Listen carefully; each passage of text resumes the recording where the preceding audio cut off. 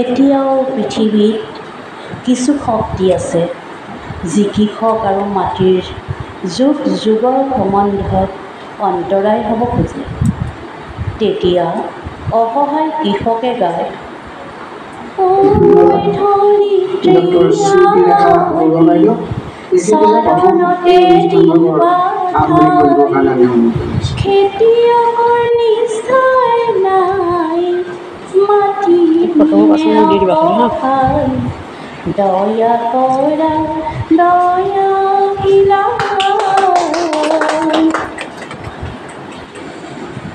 অসমত এনে কন্যা বহুতো আছে যাৰ মাতৃভাষা হয়তো অসমীয়া নহয়, অথচ ইয়াতে জন্ম লৈ অসমীয়া আঁৰি কোলাতে লালিতা পালিতা হৈছে, ইয়াতে জিন গৈছে।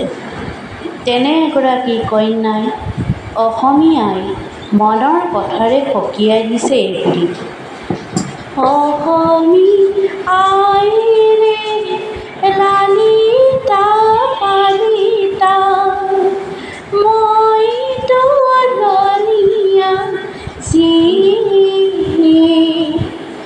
অসমীৰ সন্মান সদায় ৰাখিলে আৰু মই আমি অসমীয়া নহওঁ দুখীয়া। কিহৰ দুখীয়া হওঁ? সাহিত্যৰথী বেজবৰুৱাদেৱে সোঁৱৰাই গৈছে পিছে, আমাৰ আৰু কৰিবলগীয়া নাই জানো? আমি অসমীয়া নহওঁ দুখীয়া বুলি সান্তনা লভিলে নহ'ব। আজি অসমীয়াই নিজক নিচিনিলে অসম ৰসাতলে যাব। আমি অসমীয়া নহওঁ দুখীয়া বুলি সান্তনা লভিলে নহ'ব। ৰামৰ দেশতে ৰাৱণৰ সংখ্যা অধিক হ'লে সেই প্ৰতিবাদৰ এটা সময় আহে, পোহৰ বিচৰাসকলক সজাগ কৰাৰ সময় আহে।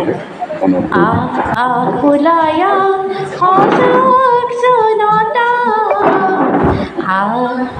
ওলায়া পোহৰ আলোটা, ৰামৰে দেশতে থকা ৰাৱণ বধূতে যাই যদি তাৰ 14 বছৰ হ'বই লাগিব। তো 14 বছৰ 6 মাহত চাৰ্টিফিকেট এজ, সেইকাৰণে তেখেতৰ চাৰ্টিফিকেট এজ হৈছে মাৰ্চ মাহৰ বোধহয় 26 চনৰ মাৰ্চ মাহৰ 15 নে 5 কিবা এটা তাৰিখ, কিন্তু আচল জন্ম আচল তাৰিখ তেনেকৈ পাৰ কৰিছে এদিন দিছে। আৰু সেই সময়ত আচলতে এটা কথা ঠিক, সেই সময়ত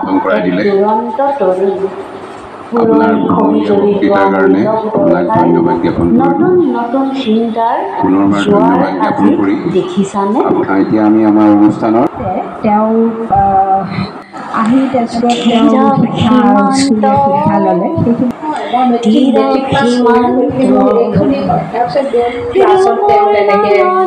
সকলোবোৰ ডাঙৰ ডাঙৰ ল'ৰা ছোৱালী, মাত্ৰ 2জন ল'ৰাই তাতে ভাষণ পিন্ধি আহে।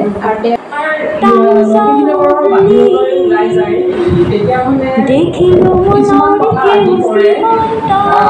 অৰ্থটো আছে। তাৰপিছত প্ৰতিযোগিতা হোৱাৰ লগে লগে আমাৰ বিচাৰক মহিলা যুৱক যুৱতী সকলক দুই এটা অনুষ্ঠান কৰাৰ আমাৰ হয়তো সৌভাগ্য। নৃত্য আদি শিকাও বহুত ল'ৰা ছোৱালী আছে। তেওঁলোককো যদি কিবা অনুষ্ঠানৰ মাজলৈ আনি তেওঁলোকৰ নৃত্য কমেও 5 লাখ অনুষ্ঠানত এই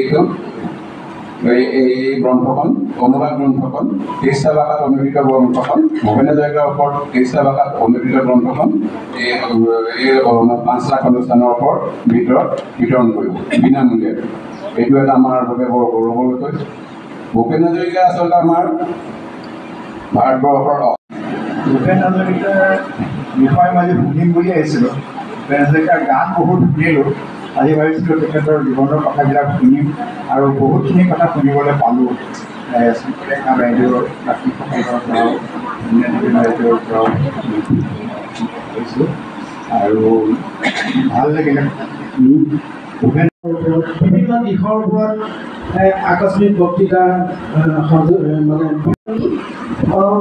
ভূপেন হাজৰিকাৰ দুটা গীত কৰ্মশালা হিচাপে শিকাব লাগিব বাইদেৱে এটা পাতে আনকি হ'ল দুটা বা তিনিটা আমাক এই বছৰটোৰ ভিতৰত বাইদেৱে কৰ্মশালা পাতি আমাৰ সকলো মহিলাকে সেই কাৰ্যসূচীৰে আমাৰ মহিলাসকলক ধৰক পুৰুষসকলকো কিছুমান কথা জানিবলৈ মানে আমাক সুবিধা হ'ব আমি ভূপেন হাজৰিকাৰ ওপৰত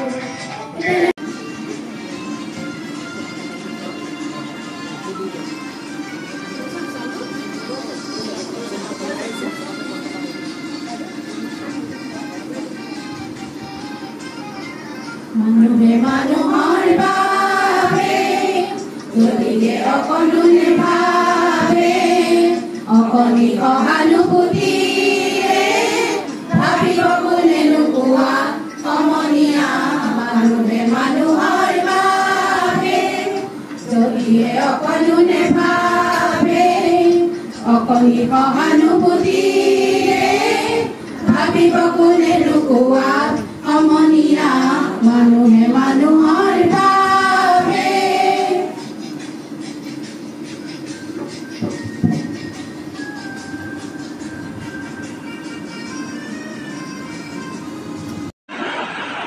অসমীয়াই মহাভাৰতৰ মিঠা জীয়ৰী ইমান ৰসাল মাটি পৃথিৱীৰ ক'ৰবাত আছেনে ই যে সূৰ্য উঠা দেখি অসম আমাৰ ৰূপহী গুণৰো নাহি ভাৰতৰে পূৰ্ব দিগত সূৰ্য উঠাৰে অসমীয়াই ৰূপহী গুণৰো নাহি ভাৰতৰে পূৰ্ব দিগত সূৰ্য উঠাৰে গোটেই জীৱন বিচাৰিলেও অদেখিব ৰাতি অসম দেশৰ দৰে নেপাওঁ ইমান ৰসাল মাটি অ চিৰ বিনন্দীয়া তোমাৰ সেউজ পৰিৱেশ হে ৰাধা চূড়াৰ ফুল গছি